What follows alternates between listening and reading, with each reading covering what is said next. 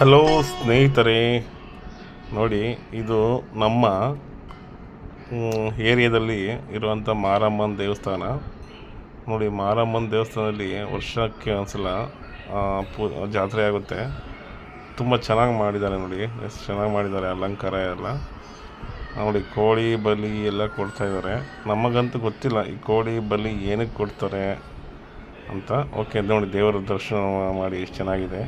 ಆ ದೇವರು ಒಳ್ಳೇದು ಮಾಡಲಿ, ಎಲ್ಲರಿಗೂ ಸುಖ ಶಾಂತಿ ಸಮೃದ್ಧಿಯನ್ನು ಕೊಡಲಿ ನಿಮಗೆಲ್ಲ ಅಂತ ಕೇಳ್ಕೊತಾ ಇದ್ದೀನಿ. ನೋಡಿ, ಭಕ್ತಾದಿಗಳೆಲ್ಲ ಬಂದು ಎಲ್ಲ ನೋಡಿ ಕೋಳಿ ಮತ್ತೆ ಈಗ ಅದಕ್ಕೆ ನೀರಂದರೆ ತೀರ್ಥ ಹಾಕ್ತಾರೆ. ಅದಾದಮೇಲೆ ಬಲಿ ಕೊಡ್ತಾರೆ. ಬಲಿ ಏನಕ್ಕೆ ಕೊಡ್ತಾರೆ ಅಂತ ಆ ಇತಿಹಾಸ ಗೊತ್ತಿಲ್ಲ. ನೀವು ಗೊತ್ತಿದ್ದರೆ ನೀವು ಕಮೆಂಟ್ ಮಾಡಿ. Thank you.